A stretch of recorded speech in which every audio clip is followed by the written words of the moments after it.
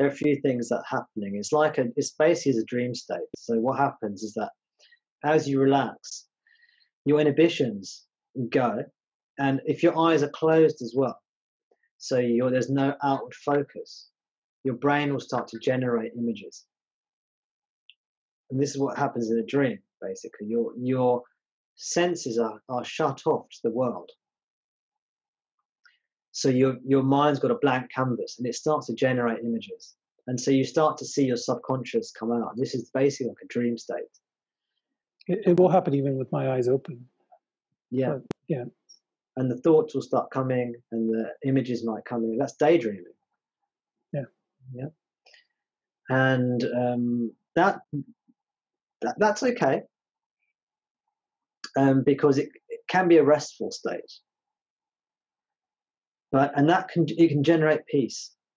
So it can be a purifying thing in the sense that it's generating peace, but it doesn't lead to wisdom. And so it's not fulfilling. It'll be a peaceful state that comes and goes. That has value because you're making your system, body, mind, more peaceful.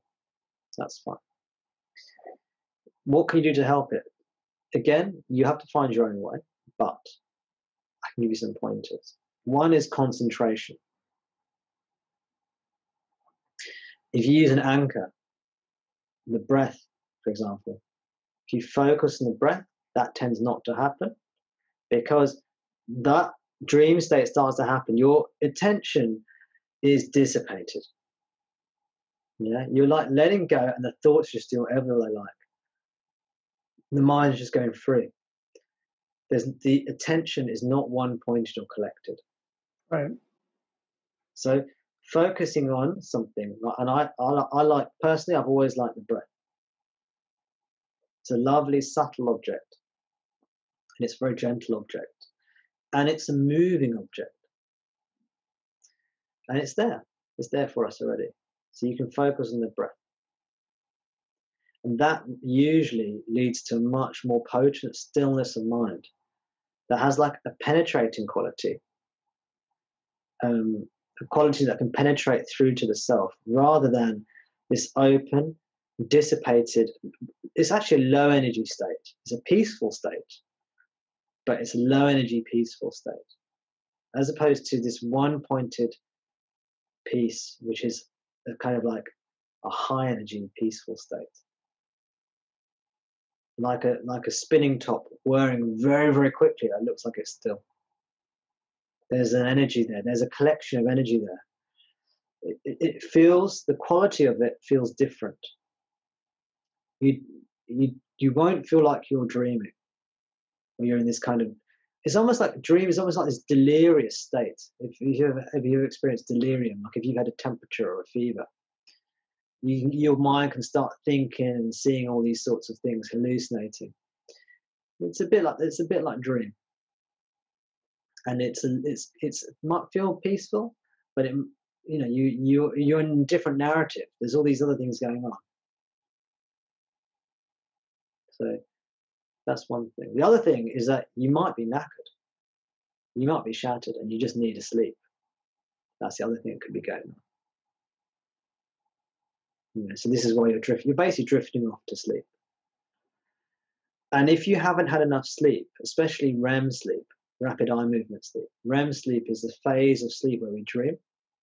If you're deprived of REM sleep, it seems that this is something we don't really understand, modern science doesn't understand very well at all. Sleep. It's like a quarter to a third of our lives is sleep, and we don't really understand it very well. But if you don't get enough REM sleep, so this happens with people who drink a lot of alcohol, for example. I'm not saying you drink a lot of alcohol, Jimmy, by the way. But if you drink alcohol, for example, alcohol can make you sleepy, but it doesn't give you much REM sleep. It will make you go unconscious, but not into REM sleep. So you'll have sleep, but you'll be REM sleep deprived. You got it? So then what happens? Your body tries to catch up. Whenever it gets a chance to go into REM sleep and dream, it will try and catch up. And you start having these vivid dreams and hallucinations. So that can sometimes happen if you're REM sleep deprived. This is one theory, that this kind of experience will happen more and more. If you're exhausted, basically, if you're not sleeping properly, if you're not getting good quality sleep, then this is the kind of thing that's more likely to happen. So if you think of meditative states as being loose or tight, the dreamlike state is quite a loose state. But when your mind's focused on the breath or abiding as the self, you can say it's a tighter state. In Buddhist meditation, they talk about these things loosening and tightening. You can also be too tight, in which case you need to practice letting go, loosening practices. You can be too loose, and then you need to tighten up your meditation, concentrate, be more alert, more aware. Focus more on the awareness aspect rather than the letting go aspect at that point, you see. Sometimes people try too hard, then they've got to loosen. Sometimes the focus is not enough, you've got to tighten. And if you practice meditation, you'll know what I'm talking about. If you don't practice meditation, you don't have practice, then this is just conceptual. Maybe you understand what I'm saying, but it's not. Yeah, you won't really understand it.